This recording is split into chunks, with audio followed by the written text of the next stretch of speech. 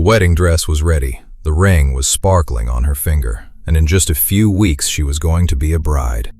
But in the home where wedding bells were about to ring, one night the door was locked from the inside, and behind that door, a young woman was found soaked in her own blood. The police said suicide, her parents said murder. And even today, more than a decade later, no one has the answer to that question. Hello, welcome back everyone. I'm Adam, and you're watching the channel where we bring you the world's most complicated and heart-wrenching true crime cases. Today's story is about Ellen Greenberg, a young, cheerful school teacher who was at the most beautiful turning point of her life. And then, suddenly, that turn became her last. This case isn't just a murder mystery. It's a story where justice itself got trapped in the hands of the very system meant to deliver it. So if you're a true crime fan, watch this video till the end, because the further we go, the more questions will open up. Ellen Greenberg was born in June 1993 in New York, the only child of Josh and Sandy Greenberg. There was no shortage of love and attention in the household. She was the apple of her parents' eye, and they tried to fulfill every wish of their daughter. From childhood, Ellen was an active and sociable girl. She excelled in sports at school too, and there was a time when people saw her as a promising athlete. But Ellen wasn't limited to just sports. She was also quite sharp in her studies and had a deep interest in the humanities in particular. After finishing high school, she enrolled at Pennsylvania State University and earned a degree in public relations. But as soon as she started working in that field, she realized this wasn't her true calling. This was the moment Ellen decided to follow her heart, alongside work. She also enrolled in a teaching institute through a correspondence course. After a few years of hard work, she completed her degree and moved to the city of Philadelphia, where she got a job as a junior teacher at a local school. Ellen's relatives often say that in those days, her life was going perfectly. She loved her work, spending time with her young students gave her peace, and she had big dreams for the future. This was the time life showed her a new color, the color of love. Around this time, she met a young man named Samuel Goldberg, whom everyone affectionately called Sam. Sam belonged to a wealthy and well-known family. His parents had their own big business, and his uncle was one of the most famous lawyers in the city. The two young people first met in 2009 at a party, and the friendship quickly turned into love. Before this chapter ends, keep one thing in mind. The relationship that began so beautifully would go on to become the source of the biggest question mark. What exactly happened between Sam and Ellen that turned a wedding couple into a shroud? Let's move forward. Sam and Ellen's relationship moved forward very quickly. They decided to live together and soon moved into an apartment. Right before the arrival of the new year 2011, Sam proposed to his beloved with a beautiful diamond ring, the most beautiful gift of the year for Ellen. The wedding date was set for spring of that same year. Both families welcomed the good news happily. It seemed like nothing could now come between the happiness of these two lovers. Ellen threw herself completely into wedding preparations, making guest lists, sending invitations, choosing the venue and decor, trying on wedding dresses, and planning her honeymoon. But there was one thing worth noting that no one paid attention to at the time. Sam didn't seem to play any special role in all these tasks. Ellen was handling everything on her own. Her loved ones didn't give this much importance because Ellen never complained. But looking back, this was the first strange thing that later caught everyone's attention. Friends and colleagues slowly noticed a change in Ellen. Ever since the two started living together, Ellen had become anxious and restless. She hesitated to make even small decisions on her own. On every matter, she'd say, "I need to ask Sam. I can't answer that by myself." This wasn't the Ellen who had been independent and confident since childhood. Ellen's parents noticed the same change. Whenever Ellen told them about her difficult emotional state, she would immediately add, "Sam has nothing to do with it." This sentence, this defense, was repeated again and again, as if she was trying to convince herself. And then, just 3 weeks before the tragedy, Ellen said something to her mother that still echoes in her ears today. She said she wanted to leave school, give up everything, and come back to her parents' home. Her mother was surprised, but she assured her daughter that she could come back any time, no questions asked. But Ellen never brought up the subject again. That was perhaps the last warning nobody recognized in time. What happened next shook everyone. January 26, 2011. The city was hit by strong, snowy winds and stormy weather. Ellen went to school that day as usual, but by afternoon the weather had gotten so bad that school let out early. Ellen returned to the apartment she shared with Sam, their home in a quiet, comfortable complex. Sam came home shortly after as well. According to police reports, the two had some kind of argument that day, something Sam himself mentioned at first, but later denied. Around 5 p.m., Sam decided to go work out at the gym located in the same complex.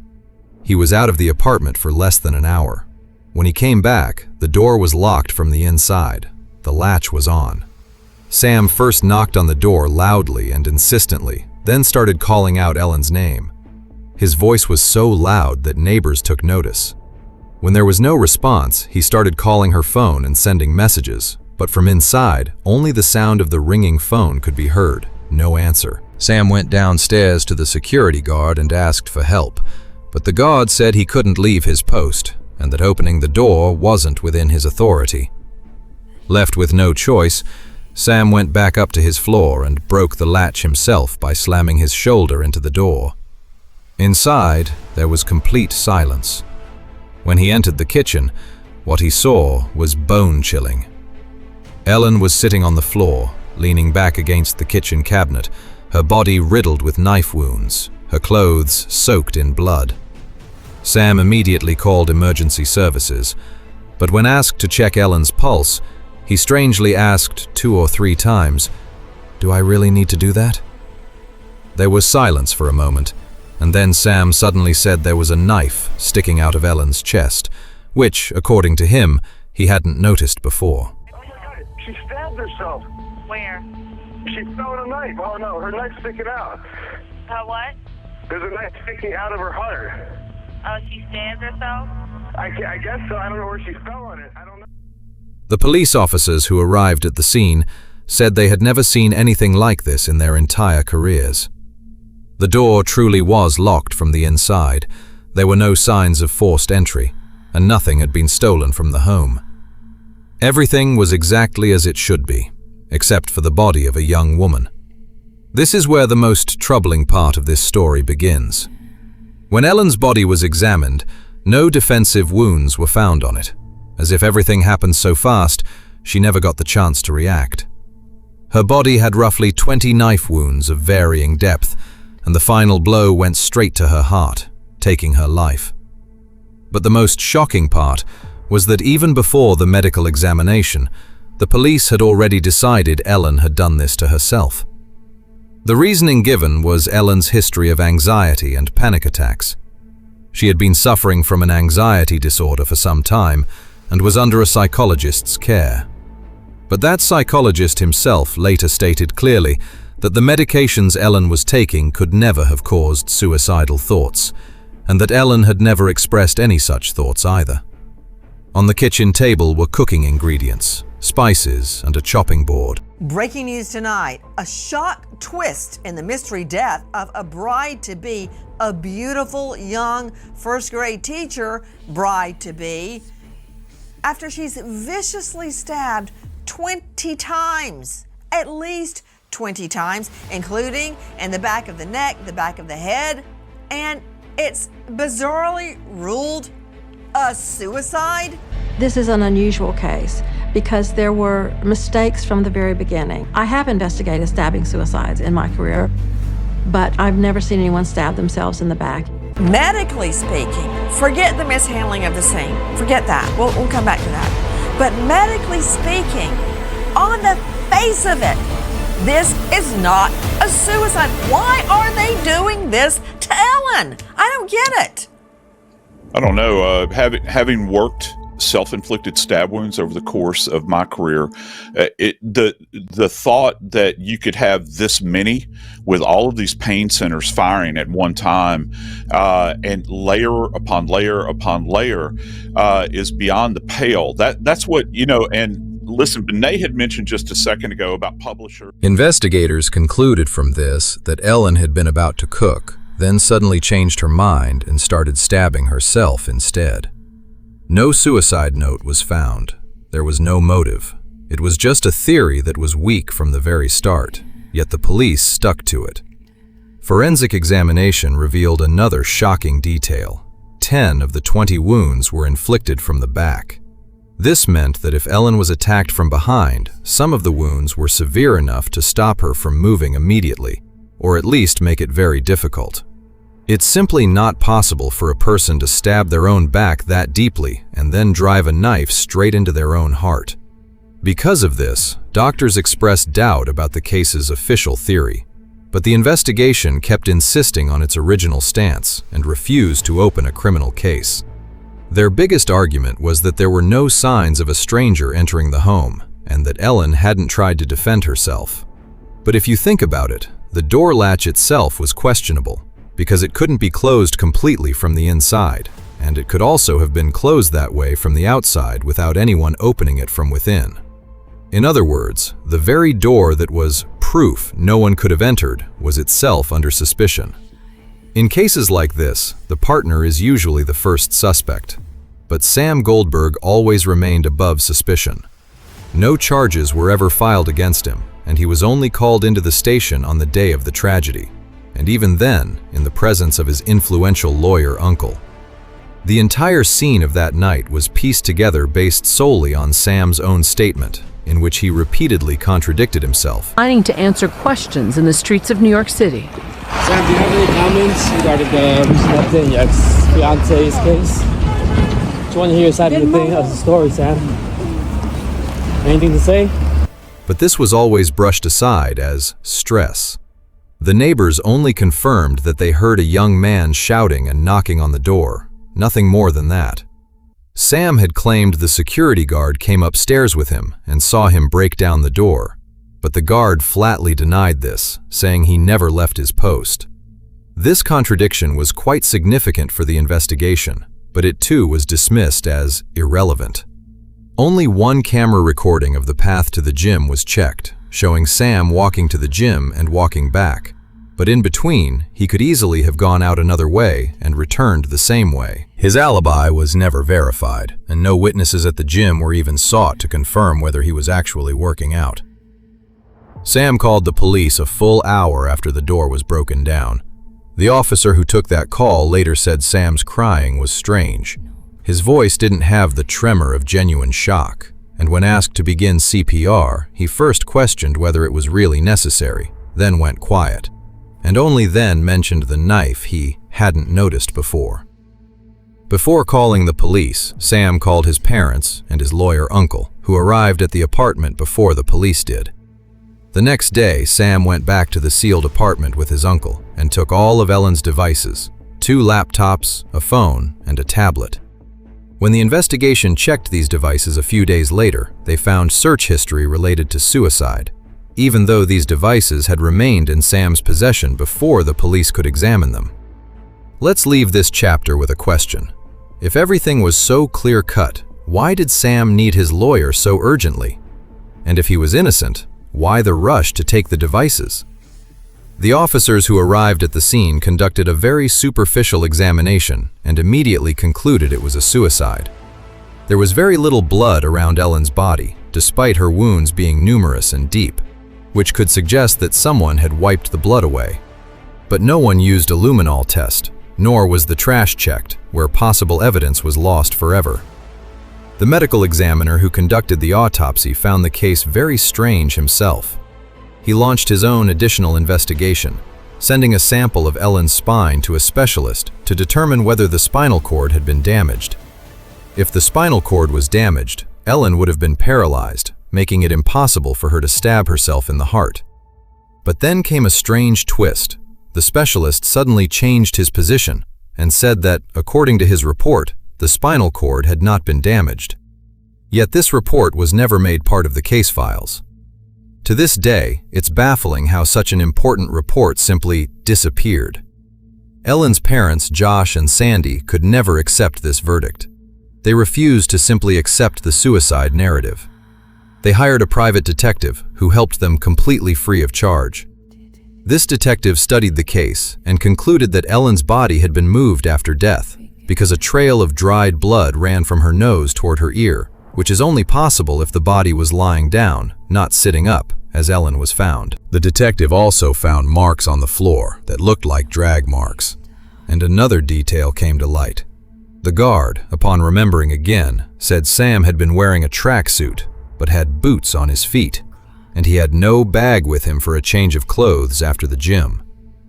This was a small detail, but it mattered a great deal. Despite all this, the Greenberg family was again denied a reopening of the case. This horrific event took place. The whole world kind of went dark for Josh and I. We don't believe this was a suicide. Right. This is the farthest thing from our mind. They were refused access to the case files, the police call recording, and the camera footage. 4 years had passed when a new young officer joined the county's homicide unit, having become an assistant prosecutor. He had heard about this strange, unsolved case back in his university days, and now he decided to pull the files from the archives and look into the case himself.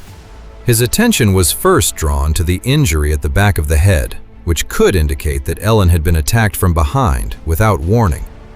He was also interested in the fact that there was no official document proving the spinal cord hadn't been damaged.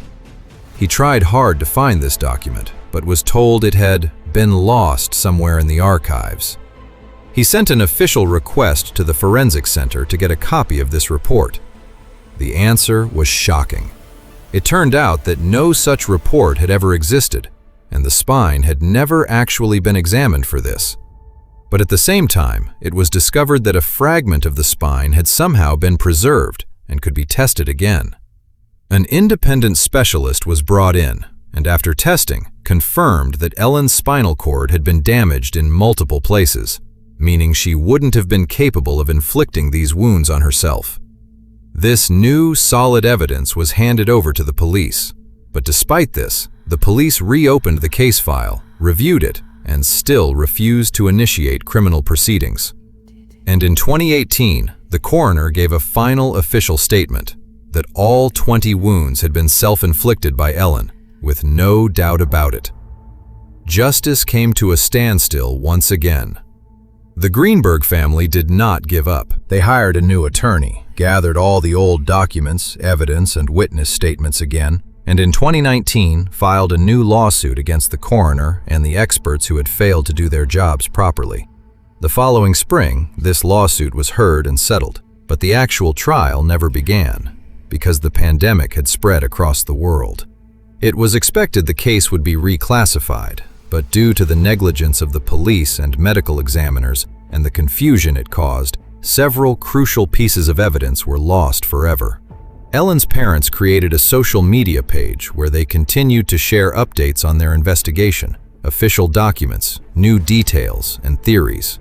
Ellen's friends, colleagues, and family still maintain to this day that she could never have taken her own life, and if she had, certainly not in this manner. Ellen was even afraid of the sight of blood, so much so that she never got a tattoo or piercing because she couldn't tolerate the pain. In the summer of 2022, the case was closed once again, but the Greenberg family got it transferred to the district attorney's office, where a new prosecutor took up the investigation once more, 11 years later. To this day, this investigation has never reached a conclusion, and Ellen Greenberg's case remains officially unresolved. What could be more agonizing for parents than having to wait more than a decade to learn the truth about their daughter's death and still not getting an answer? But what became of the final character in this story, Sam Goldberg? In the first year after the tragedy, Sam tried to stay in touch with his estranged in-laws, but he never took part in the investigation they had started. He also flatly refused to talk to the police, and it seemed as though he had no interest in the case at all. He always stuck to the official version, that his fiancée had taken her own life. Soon, a new woman entered Sam's life, and just a year later he married her. He moved to another state with his wife and cut off all contact with the Greenberg family. Today, he's raising 2 children with his wife, and he always avoids talking about his late fiancée. Ellen Ray Greenberg's story remains unfinished to this day. No full justice, no final answer. A woman who was once busy preparing for her wedding has today become nothing more than part of an unsolved file, and her parents are still searching for answers. So, friends, that was the painful and complicated story of Ellen Ray Greenberg, a story where justice itself became a victim of the system's negligence. What do you think? Is Sam Goldberg responsible for all of this? Let me know in the comments. If you enjoyed this video, don't forget to subscribe to the channel and hit that bell icon too, so that stories like this from around the world reach you first. I'm Adam. See you in the next video. Take care of yourselves. Goodbye.